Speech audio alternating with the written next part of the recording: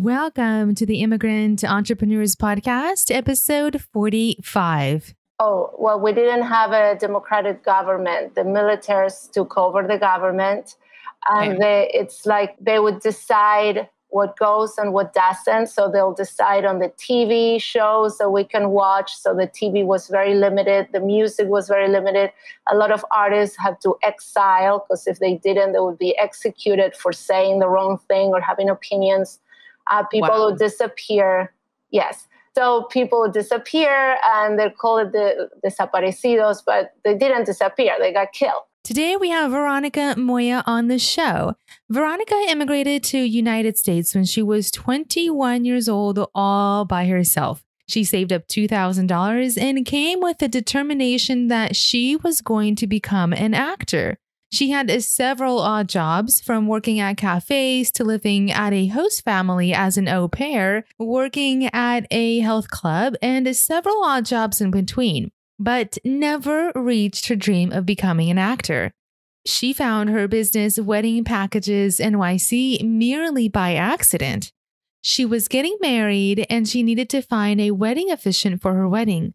A light bulb went on in her head when she found out that wedding officiants made $500 to officiate one wedding.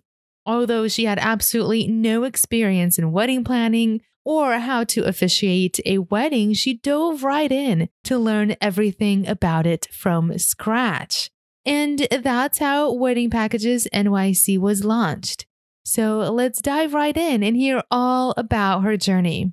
All right, Veronica, thank you so much for coming on the Immigrant Entrepreneurs Podcast. I truly appreciate your time and I'm super excited to talk about your journey because I've read about your story on the Immigrant Hustle book. So I'm super excited and welcome to the show. Thank you. So happy to be here.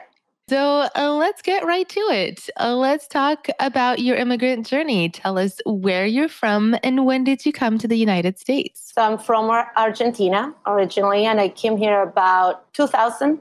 I can't remember if it was 2000, 2001, but I think it was in December of 2000. So. Okay. And was that the first time that you came to the United States or the second time? Oh, no. So, yeah. So I started coming in 97. It wasn't the first time. So I came, when I was younger for vacation with my family. So I have been coming here a few times. But that's when I just made the decision. I made a bag, I packed one bag and I had $2,000 that I saved. And I was determined to come and stay. So that's why I said, I always say I came in 2000 because that's when I decided, I'm not playing anymore. Before that, I was like back and forth and I was doing other things. I came with an exchange program to be an au pair. And, my family obviously didn't want me to move here. So it was a pull and push for a while, for, a few years. I always think that it was interesting because, it's all about making the decision, right? You make the decision and then things happen. Up until then, it was very wishy-washy and, I was struggling with family and stuff. People not wanting me to come. And then I just made a decision, said, screw it. And I just came. Awesome. And how old were you? So at that time, I had to say the truth. It's hard. I was 26 years old. 26. Okay. Yeah. That's super young still. So you came by yourself? Yes. Okay. And did you have any family or friends here or? No. So I did know this girl from English class because I did take some English classes back in 93. It was a Russian girl and I knew her. So I crashed in her place for a couple of weeks when I first came in, and she got me connected with a guy in Brighton Beach. For those who know New York, know where Brighton Beach is. It's like 45 minutes away from the city. I rented a tiny studio, so she helped me, get that connection. But that's it. I only knew her at the time. I'm trying to remember what I did when I first came in. I think I was waitressing, and I was waiting for my visa when I first arrived. So I think I was doing like hosting at restaurants and waitressing and things like that. Did you come on a working visa? Right. I'm waiting for it. It wasn't, Got it. Yeah, so it didn't happen. So that's why I'm saying I got fired from many jobs because, it's normal that people try to take advantage, or I got hit. I used to be attractive when I was younger. So that, the whole Me Too movement is so funny to me, because like, who didn't get harassed when they were young? Please. So I got harassed all the time, and I have a temper and I have a personality. So I'll answer back or, ridicule them in front of people, and then I'll get fired. That happened so many times. So I got fired from a few jobs, waitressing and hosting. The owner would always want to whatever, and I'll be like, screw you. And then that was that. And then I had to get another job. And because I didn't have my papers yet, I couldn't get a job like at a real place, like, I don't know, Applebee's, or, it was all cash. So, yeah. So that went on for maybe, I don't know, a few months, maybe less than a year. And then my visa kicked in, and I got other jobs. I wanted to know, what was it like growing up in Argentina? Pretty mellow. I have a nice family. My two parents were always together, and younger sister, pretty sheltered. I mean, we were, I guess, middle class or lower middle class, just normal, mellow. Nothing to shout about. There's not a lot of opportunities. I just don't want to be a cliche, but obviously Argentina is a third world country. For people who don't know, I grew up in the late 70s and 80s, and we were under a military regime, so there were very little opportunities. There still are. So things are extremely different from here in terms of, like, even when you're a child, there's not so many, extracurricular activities and things that you learn other than read and write. So music appreciation or gymnastics or sports. We're not big in sports at all, other than football, of course, soccer. Mm-hmm. Yeah, very limited. I don't. And why is it limited? Because I read in the book where your dad was constantly saying that you had to leave Argentina to get better opportunities, and right. Argentina it doesn't have a lot of opportunities or even fairness. And so why is that? Well, I don't know. I'm not an economist. I can talk about that for a long time. And well, I think the entire continent of South America is like that. If you ask why, I don't know. I guess it's the limitation. And so you said it was under a military regime. What does that mean? Oh, well, we didn't have a democratic government. The militaries took over the government, and it's like they would decide what goes and what doesn't. So they'll decide on the TV shows that we can watch. So the TV was very limited. The music was very limited. A lot of artists had to exile, because if they didn't, they would be executed for saying the wrong thing or having opinions. People would disappear. Yes. So people would disappear, and they call it the desaparecidos, but they didn't disappear. They got killed.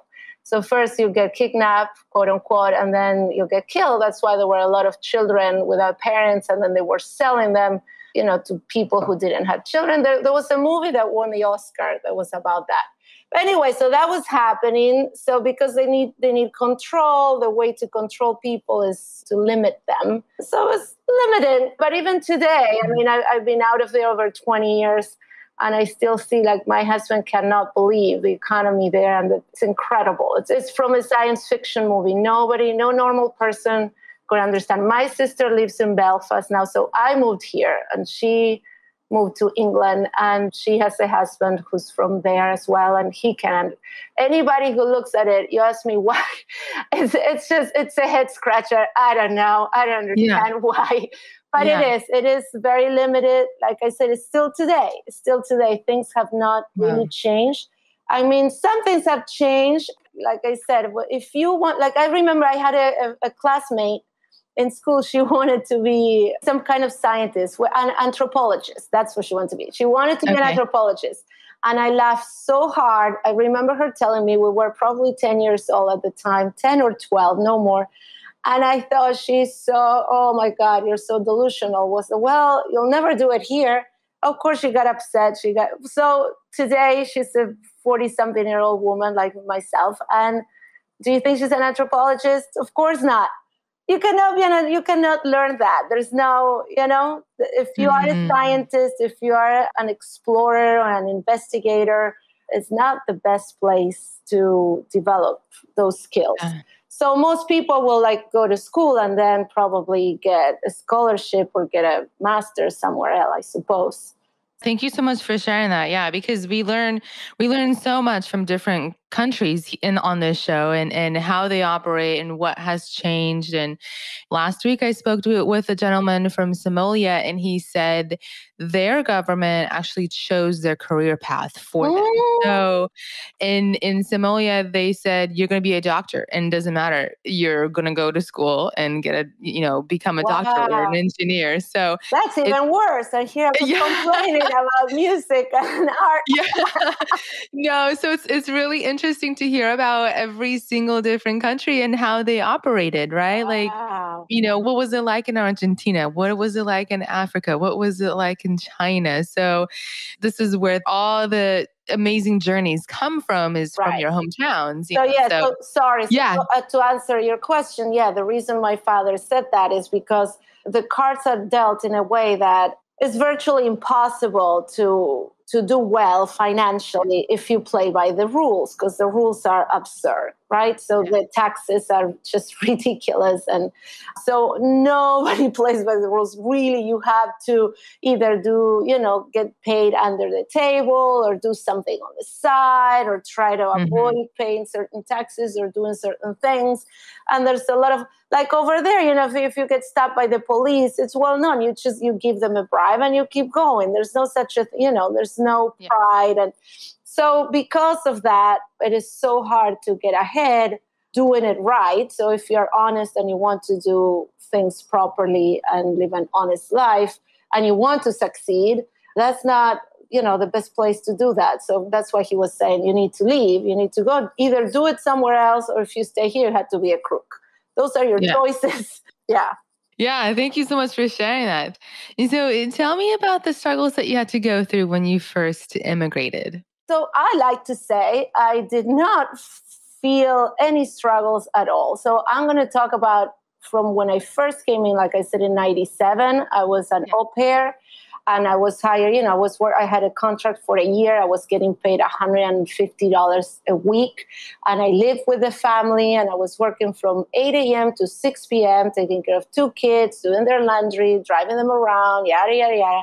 I lived in the attic. And then after that family, then I worked for another family, and I lived in the basement. And I remember at the time, my boyfriend's mother came to visit one day, and she's crying for me. And she's like, oh my God, Veronica, what are you doing here? Why are you living here? She thought it was such a terrible ordeal. Why am I living in someone's house in the basement? But the thing is, I never experienced this as a bad thing or as a struggle. I mean, certainly I could have had a much cushier life back home. And at the time, my father was doing well financially. So like I said, everybody was trying to convince me to go back and have an easier life. At this time, I already knew English very well. So that's what I was, when I went back home, I used to teach English as a second language, and I was doing well.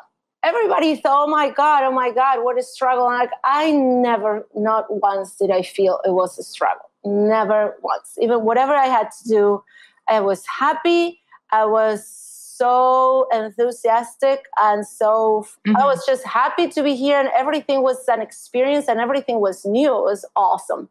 And then, so when I came back in 2000, like I said, I think, looking at it from the outside, if you really look at it, yes, what my first job was as a hostess in a tiny bistro in the Upper West Side. And the owner, was a tiny place. The owner was also the chef, and, he owned the place. And he was determined on dating me. And of course, I didn't want to date him. He was gross. And, and I was always very smart. I was very good at, rejecting people in a way that it was fine. People understood. I've done that all my life. But then one day, of course, I got enough. And he said something in front of clients or someone. And I answered, I put him down. And that was that. So I get fired, and he's like, he didn't pay me for the last couple of weeks that I worked. He's like, okay, bye, because he was paying me cash anyway. So I'm like, oh, I don't think so. So I talked to a friend of mine who's a lawyer. We he wrote a letter and I got my money back. And whatever, I guess. So then another time after that, I worked at an Italian restaurant uptown. It doesn't exist anymore. And I started dating the nephew of the owner. And the owner had a thing for me, I guess. And it was like in the movies, this idiot is like forbidden that we date or some stupid thing like that. Long short, I get fired. And the managers felt really bad because they all like me. And the managers got me another job at another restaurant from. Yeah. I didn't like, I used to hate working at restaurants. I really hated it. So that's my big struggle. I hated it with a passion. And then my agent, so I got here on a visa. This is embarrassing for me, but I got on a modeling visa from a modeling agency. So they were sending me on, jobs. And so there were not a lot of modeling jobs for me. Obviously, I'm almost 30. I was like 27 at this time. I used to do like fit model and shoe model and this and that. And so they sent me for an interview to be a receptionist at a leasing office. And this big company, because the headhunter was there in the building, whatever. Anyway, I go and I get the job. That was actually pretty great. So I started being the host or the receptionist at the leasing office of a brand new building at the Caroline on 23rd Street. And then when the leasing office closed, after they rent all the apartments is over, the owners also own New York Health and Racquet Club. So they got me a job at the club. And I used to make, when I started, $7 an hour. And my job was to be a gym person. I had to walk around the gym and clean the machines and see if you need anything. Now, I'd never been in a gym before in my life. I didn't know what a treadmill was. It was a disaster. But again, I have fun. I liked it. I met a lot of people. And here we go. I think I started, I was really good. I learned a lot very quickly. I got promoted as manager in training. Manager in training used to make $400 a week, I think, or $350. I don't know, $400, and then they take taxes, so it was kind of a sad income. And then I was the assistant to the general manager, and then I got promoted as a general manager, and it was awesome. I learned a lot. Actually, I emailed the president of the company a few months ago because now I'm running my company. I was like, oh my God. How did you do it? Like, I learned so much from him. Like, how do you put up with this? I sent him an email saying, I really value everything that I learned from you. And I can, I got a new perspective. They were great. So I learned a lot from that job. And that I lost that job because I've always been headstrong. And I always have a very strong personality. So, and during this time, you're still doing auditions and trying to get into acting, right? Right. So, I'm sorry. So I originally came here because I wanted to be on Broadway. And once again, as I explained before, in Argentina, there was not a lot of training, no training anyway. Musical theater didn't exist back then at all. So I had to start from scratch. It was a very long road. I never made it, basically. I mean, I did, I made a huge improvement. I was getting callbacks for equity shows, which is a big deal, but I never landed anything. I mean, I didn't do very well. But I was going to auditions and I got, I did some small things and working at the health club. Oh, and okay. So I forgot. When I was doing my restaurant tour, all my restaurant jobs, one of the jobs that I landed was at Lynn's Cafe. Lynn, I think she died now. I think I heard that she passed away because she had cancer. But Lynn was the owner. She had a little cafe and a catering company.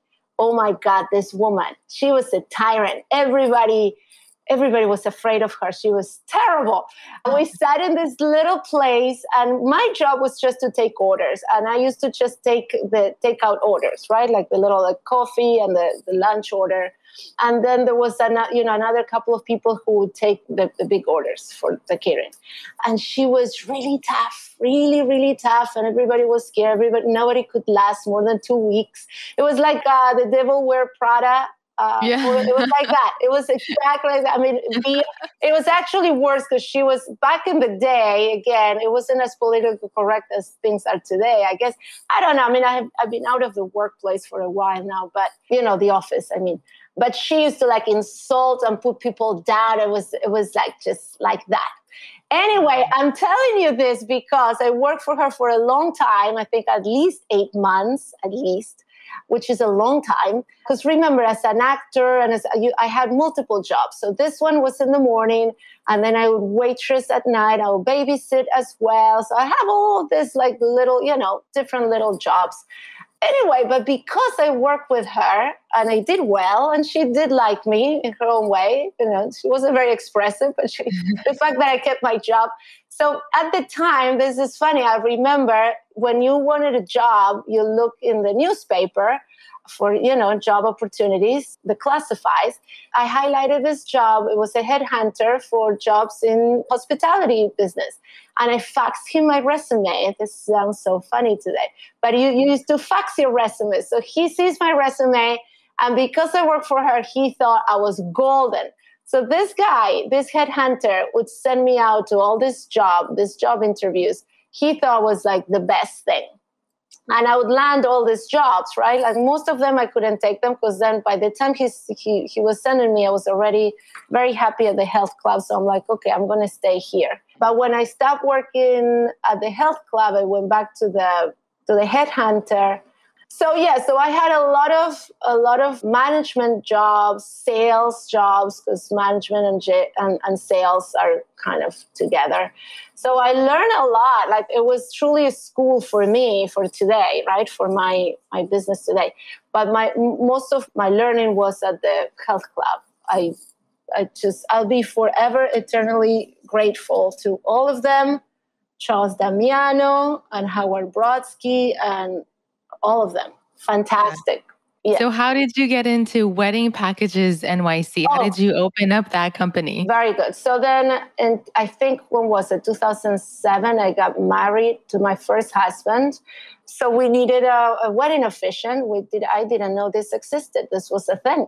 At this time, the internet is a thing. It's working. So we look it up in the internet, and I found someone. And I realized this is a job. And these wedding officiants were making $500 to officiate a wedding. I said, what? So I'm like, all right. I said, I can do that. I'm an actress. I like public speaking. I can talk in front of people.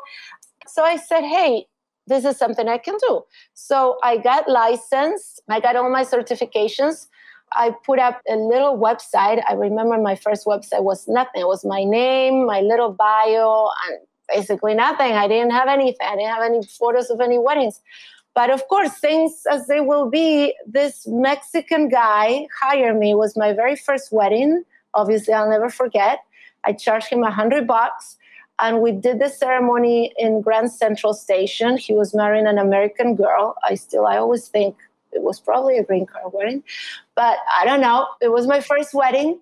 And I had a friend come and take pictures of that first wedding. So then, of course, I uploaded those pictures on my website. And let me tell you, it just snowballed. I don't know how. I started working and working and working. And I started, I had weekends. I was making $2,000 a weekend, while my poor husband at the time, he was making $400 a week, working 9 to 5 at a job.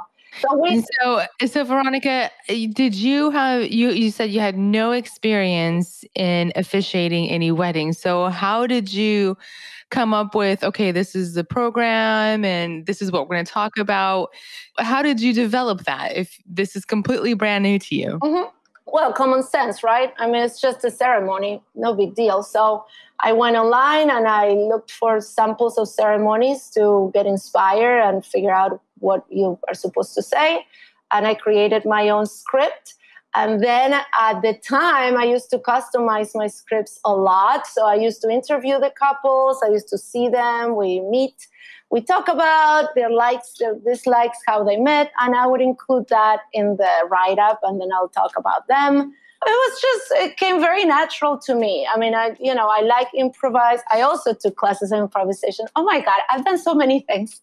It's kind of embarrassing when I put it all together. But yes, so because being an actor or being trained as an actor is such an amazing skill. And so I was an actor and I was an empath. I was working as an intuitive as well. So all those things really came together for me. And when I'm in front of the couple, there's a lot of intuition that goes into it because all you have to do is just be present.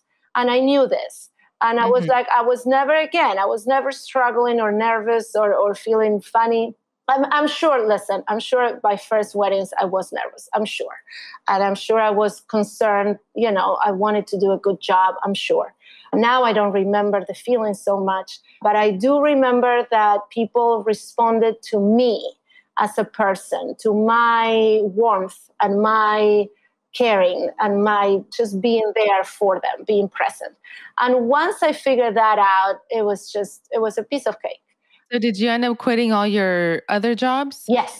Yes. So before I knew it, that was a big moment. So I divorced my first husband. Things didn't work out, but he's a great guy.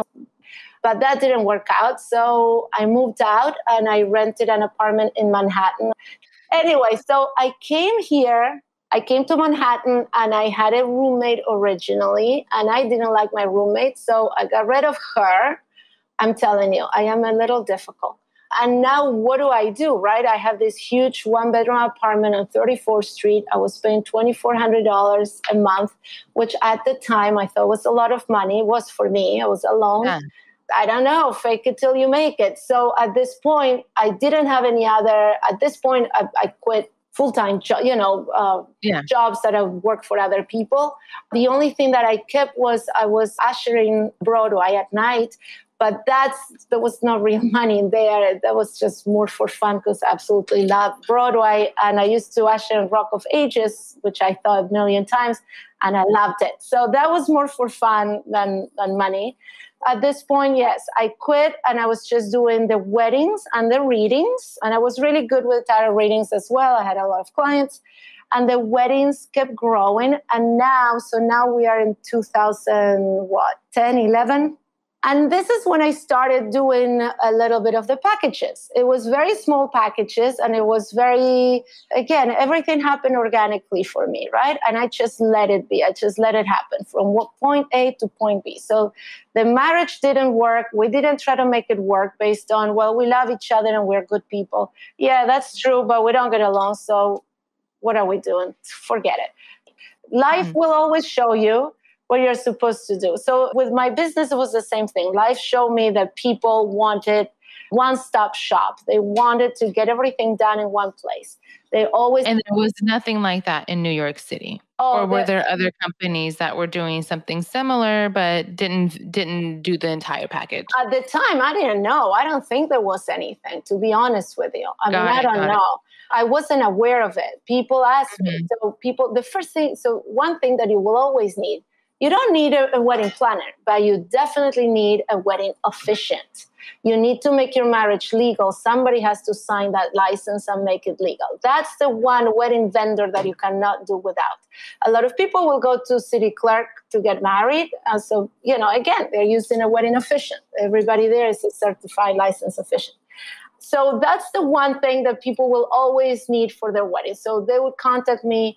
We want to get married. What do we do? Okay, I had to do this. Oh, well, Veronica, do you know a photographer? Do you have a photographer? Do you have flowers?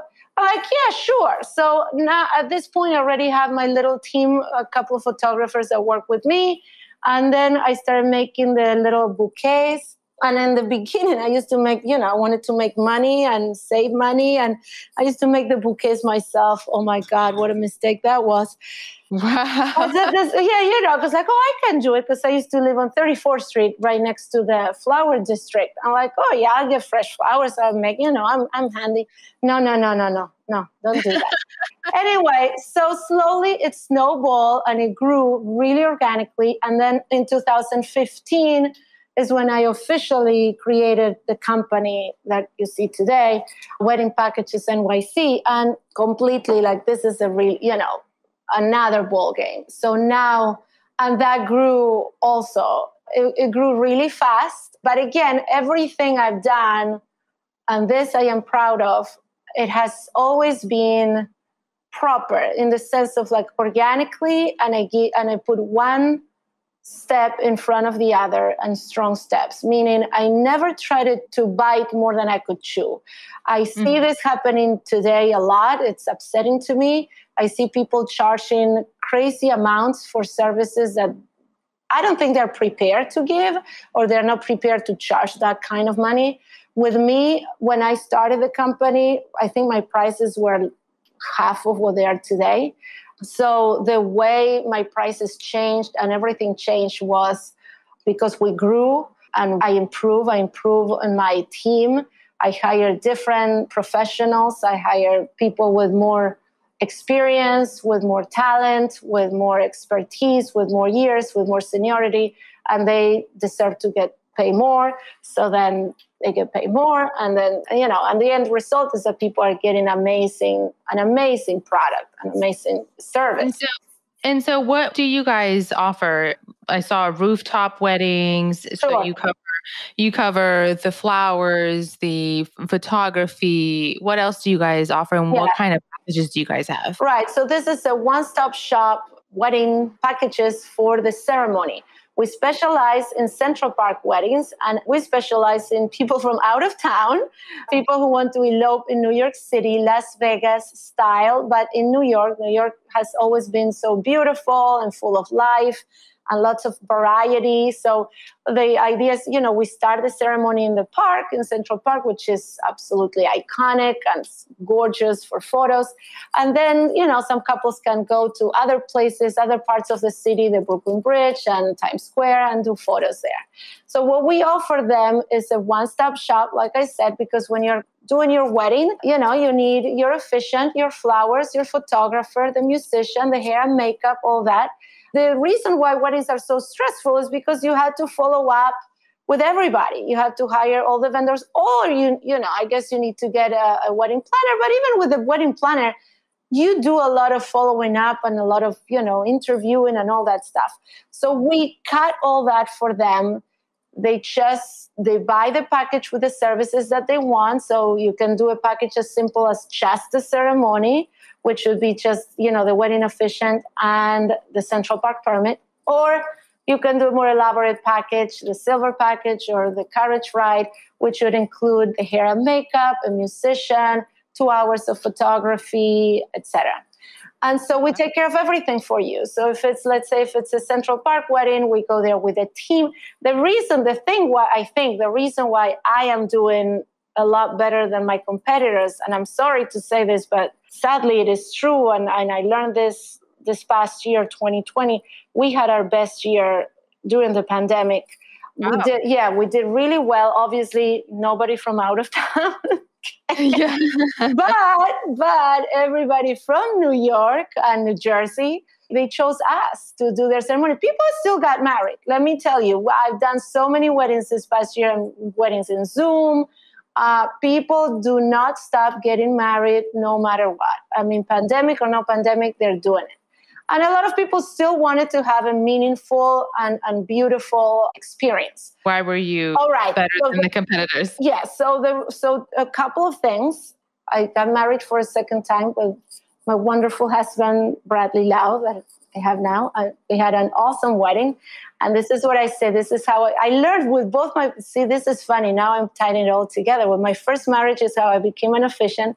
With my second wedding is how I learned about this new business because we did our wedding in Central Park and we did it ourselves because he's also a minister and he's also a photographer and he's been in the wedding business for a while. And we said, oh, we can do this ourselves, right?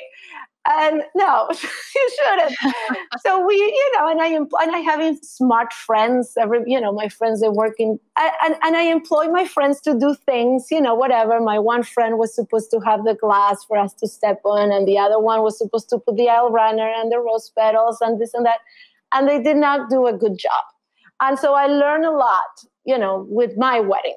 So I use that to give the ideal service to my couples. Mm-hmm. So the difference between me and the other couples is that I understand how important that support system is. So it's not just that we sell you the photographer and the flowers and the makeup. No, it's not about that. You can get those vendors on your own. You can get them anywhere, sure.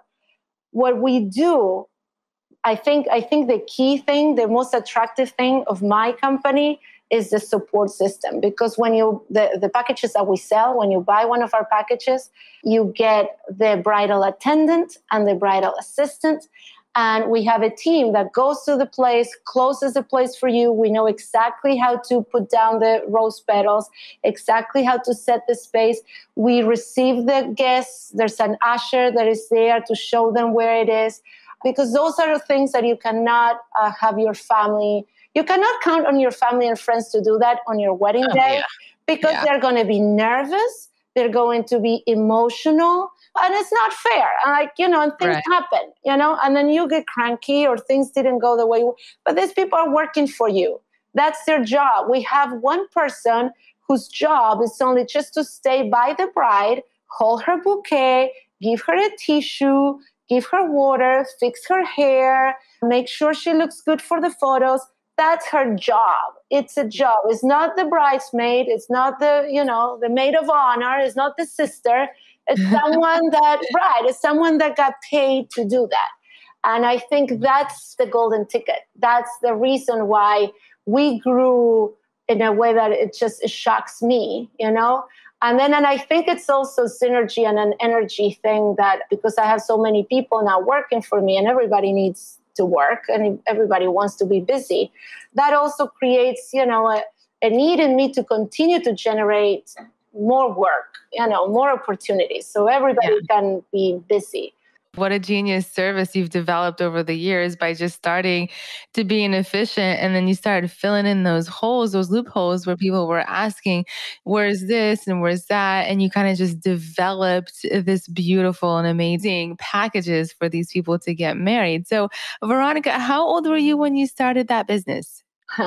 42. 42. Awesome. Or 41. Yeah. 41 or 42. And did you have to raise any capital to start your business? No, never. Again, everything's organic. So no, I don't need to raise any capital. I just, And so did you market yourself somewhere? Facebook ads, Google ads, social media? I'm not a big ad person. But what I did, once again, the organic is the keyword today. So let me tell you. So I tell you how. It's also been surprising to me. I have done a lot of YouTube videos. The reason I did the videos was not with the intention to promote myself or to sell the business. The reason is because I would get the same questions all the time. People ask or send me emails and call and ask the same question. I got tired of answering them. I got fed up.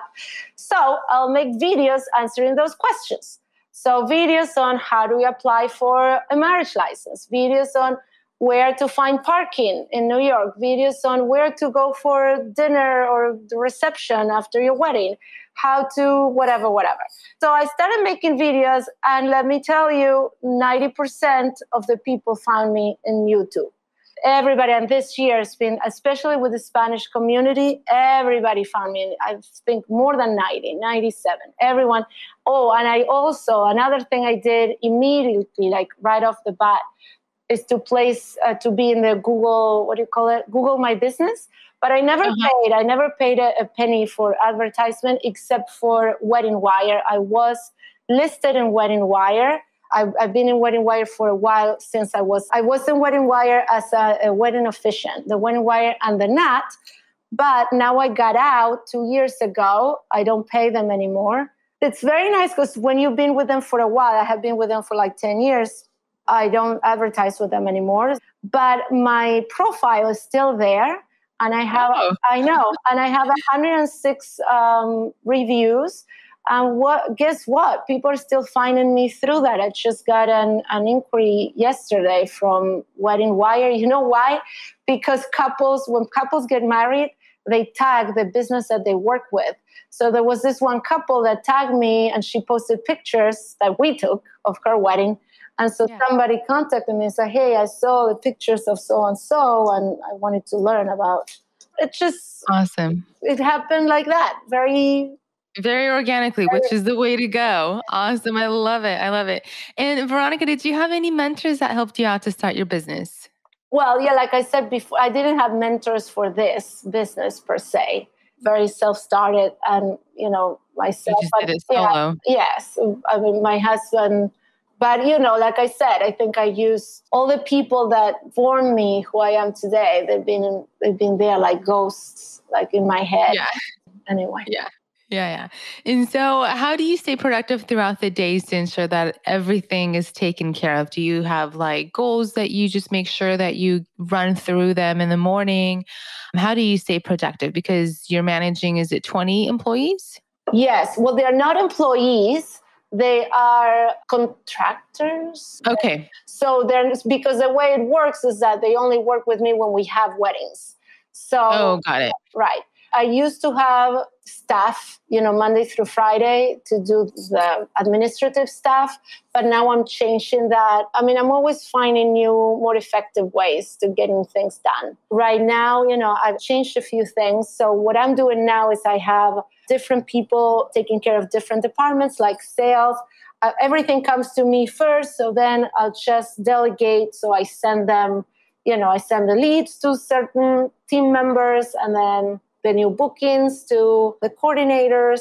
As for me, I'll be honest, no, I'm very scatterbrained. I'm always thinking about 5-6 different things that I'm doing. I wish I could say I have a plan and I go by it. No, I do have an idea of what I need to do, what I want to do. And Veronica, how much do you guys charge for your wedding packages? You mentioned there's like a silver package, there's a basic package. Right. So the average, for the silver package, which is our best seller, is $2,700.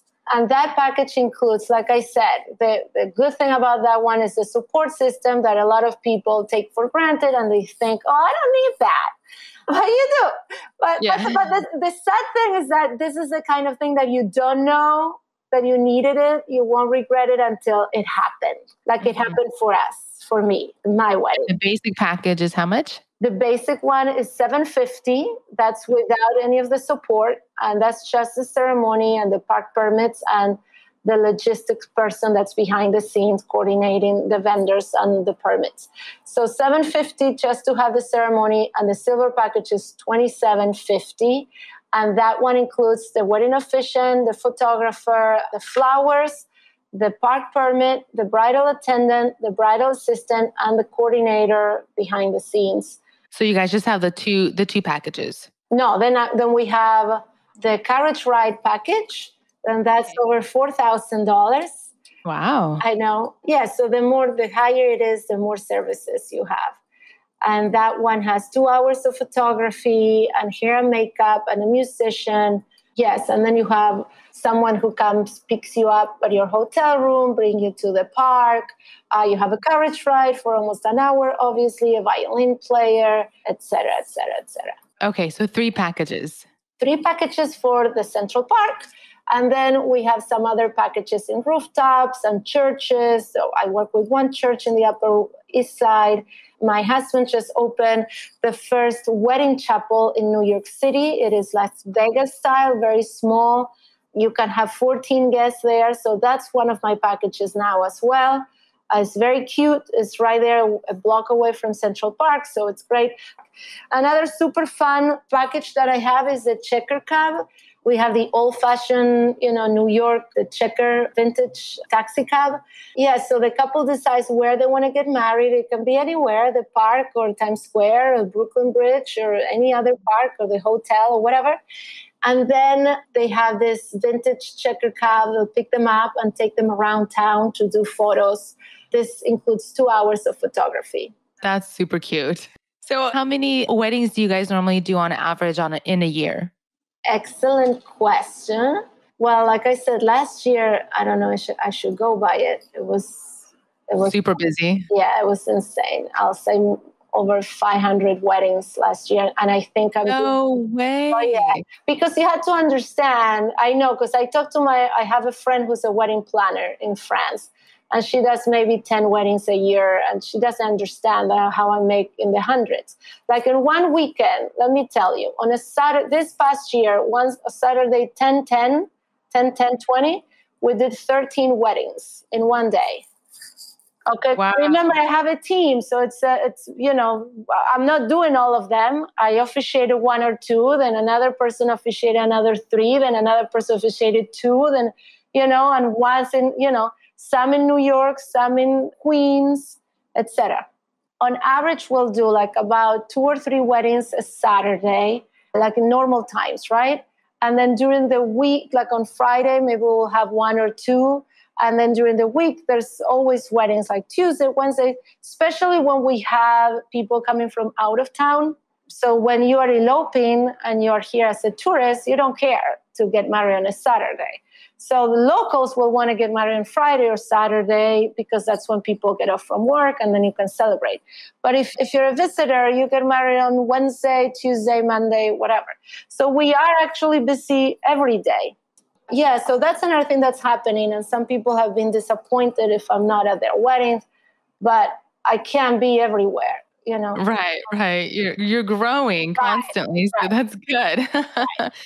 So Veronica, let's talk a little bit about successes. Are there any successes that you would like to outline from your immigrant entrepreneur journey? That is hard. I don't know. I think this can be considered a success, but I'm not done. My beautiful relationship, my wonderful husband, that's a success. My life in general, I don't know. I'm happy about all the choices that I made.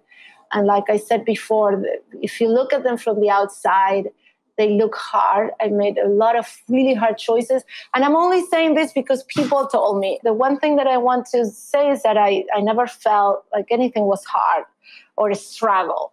But even when I divorced my first husband, I remember friends of mine saying, "Oh my God, you're so brave. Oh, you're so brave." And my father saying, "You're going to be a spinster for the rest of your life. What are you going to do now?" And blah, blah, blah. I'm like, oh my God. But I have faith. I knew, either or. I'm like, even if I was going to be alone, what are you going to do? You have to be true, so I'm living the success today. I think I'm, truthfully, we can work from home. This past year just has been, proof of many things. It just showed us a lot of things. It showed the strength, the blessings that we have, the strength of our relationship, the strength of the business. And oh my God, I absolutely love my team. That's the reason why my competitors didn't do so well. A lot of them were very scared, I think, and they didn't want to work and they didn't want to do in-person weddings. I was like, I don't think so. We are outside and we can keep some distance and the wedding is happening. And nobody stopped us from doing Central Park weddings. The park was open for everybody. You could see people walking their dogs and jogging. You could see people doing picnics. So there was no reason not to. But I got some hate mail and some of my colleagues writing, "Why are you doing weddings where you deem a necessity, an essential business?" And I'm like, no, I wasn't. But so what? It's common sense, right? And the fact of being outside, nobody said you can't go to the park. Everybody's in the park. So common sense, right?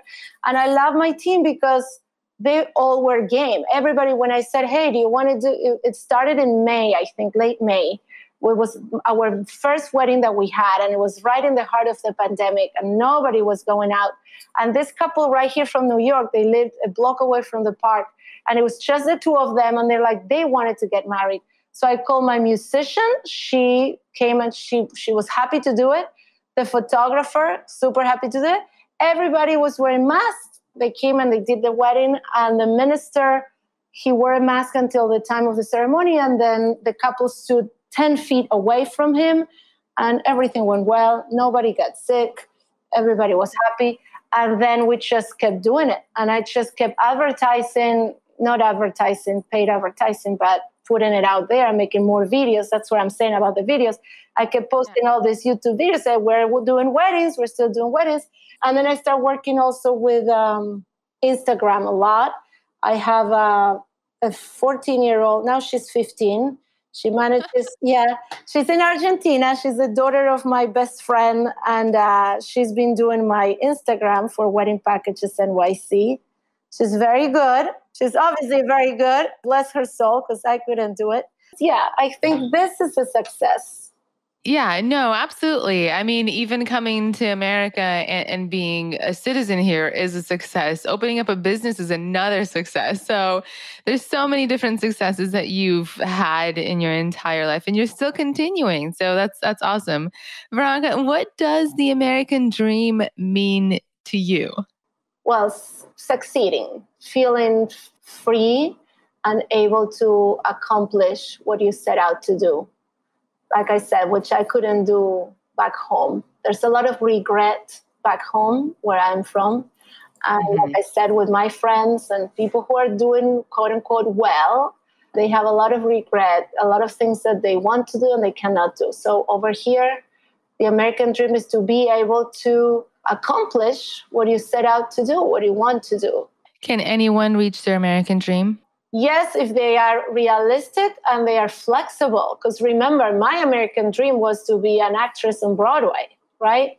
But I was smart enough to be moldable and to be flexible and go with the flow and let life take me where it was going to take me and accept who I was. So once again, I spoke very briefly about my personality, but I acknowledge and I know I, quote unquote, I'm not the easiest person. I'm not the most agreeable person. And as an actor, I realized this, it was not a good career choice for me because I was difficult as an actor. As an actor, you have to be very moldable and very agreeable and just do what the director tells you to do and be that person that they want you to be and follow orders and follow instructions. And I was not very good at that. Right. So as soon as I realized that, and I threw my hands in the air and I said, all right, what am I supposed to do? And I was able to, like I said, follow the organic footsteps, follow the, life really takes you. If you let it, life will show you. I think we're all meant for greatness. We're all meant for success and happiness. And sometimes we just get on our own way. We don't find it because we are obsessing about something. It's my passion. All right. It's your passion. I mean, I love singing. I'm still a good singer. I love performing. I do. But so what? So the answer is yes, you can achieve it if you get out of your own way. So I think people's worst enemy is this idea of like, they romanticize things. Oh, I want to, please. Now, what is really that you want? Because I wanted independence, I wanted financial freedom, and I wanted to be able to run a business remotely. And this year just showed me that I can do that. It's fantastic. So that's a success. That's that's amazing. I could never do this in Argentina. Actually, wedding officiants do not exist in Argentina. There's no such thing. Right. You had to get married in the courthouse, yes or yes. For the marriage to be legal, you get married at City Hall. And then if you're a religious person, then you'll go to the church and then you have a church wedding. But the church wedding is not legal binding. It's just for the church. To be legally married, you go to the registro civil. It's just different. And such powerful advice. I mean, it's so refreshing to hear that we can reach the American dream, but we just have to be able to pivot and change our direction. And like you said, life will give us different opportunities and different things that we can change in our life to reach that American dream. So yeah, absolutely. Thank you so much for sharing that. And so what are some things that you would advise the next aspiring immigrant that wants to start their own business? Wants to start their own business. Honestly, my opinion is that if you want to start a business, just to start a business, I'm suspicious of that. I don't know. I don't know. Well, because nowadays, because I see this, it's a sales pitch, right? Oh, you can be your own boss. You can start your own business. You can get a side hustle. Yeah, no, you can't. Maybe you can, maybe you can't. But I don't think it should start that way. I think, once again, pay attention and let it be organic. For me, the way it was is I worked for other companies and other people for a long, long time. And that's how I learned. And that's how life showed me that working for other people was not the way to go for me. It was like a foot that got too big for the shoe, and it just didn't fit anymore. And I had to take ownership of my essence and my leadership skills. And then building a business just happened because there was no other way. So when I hear that people want to start their own business, I always cringe. I'll be honest, I get a little suspicious and a little nervous. And I feel sorry for them if the motivation is just to start a business because you want to start a business. I'm like, you should already know. You should start a business because there's no other way. You have to, because there's, you know what I mean? Like, I don't know, if you're already a wonderful cook or a chef and you're, been working for other people and things don't work out, and you're really creative, and all right, so now there's no other way but to start your own business and try it. I don't know. It's just that my story, it wasn't like that. It wasn't like, oh, I'm going to be an entrepreneur. I'm going to be my own boss. I'm going to start my business, which is such BS. Because let me tell you, you're never your own boss. I mean, I have a million bosses now. All my clients, and some are very unpleasant. Yes, all my clients are my bosses because they are demanding and they tell you what they want and they expect things from you. So you have to always be in your best behavior. So I want to start a business. I don't understand that mentality. I'm not the best person to give that advice. Once again, I think it should be organically, and it should be because there's no any other way. Because if there was, you probably are better off just working for someone, getting a 401k, getting the retirement and the health insurance and all that stuff that we don't have. So as a business owners, you had to get creative and you had to pay a lot of things and a lot of taxes, and there's a lot of stuff. Yeah, I don't know why anybody would say, I want to have my own business. I don't understand that wanted to do that. So I cannot advise on that. I just did it because, like I said, it just happened. And it was like, it really felt like someone was pushing me in that direction. I just ended up on it. Yeah. And a lot of times there is a push, but immigrants are afraid to take risk, or immigrants think that they can't do it because it's a brand new country, or, then don't do it. If you feel that way, then don't do it. You have to have conviction that what you are given is the best product that there is out there. I did have that. I always knew I was the best.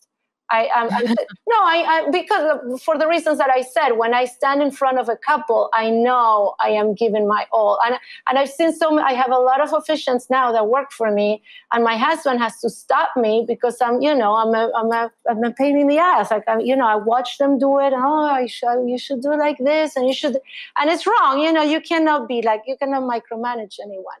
But I compare them. My husband tells me they're never going to be like you. They're never going to.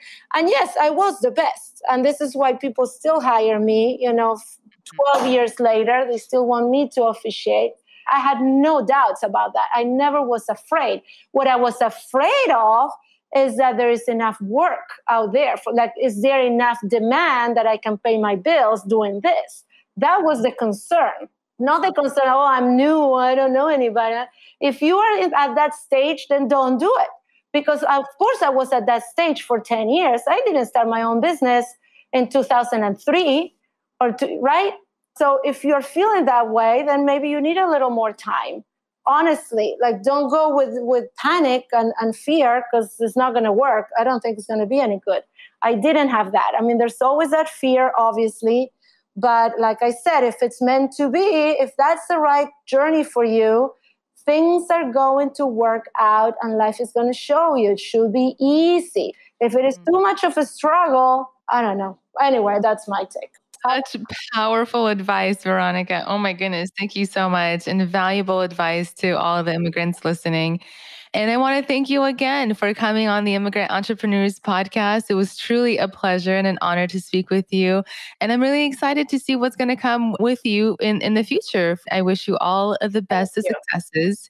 And thank you so much, Veronica. Thank you. Thank you very much. Alrighty, guys. Thank you so much for tuning in. If there are any links that were mentioned in this episode, make sure to check them out on my website under this episode to find all the links conveniently located in the show notes. I just wanted to ask for a quick favor. If you could please leave a review wherever you're at listening to this podcast. Also, if you're an immigrant entrepreneur and would love to be on my podcast, please email me and we'll get connected. I'll see you guys all next time for another exciting and impactful episode. Take care.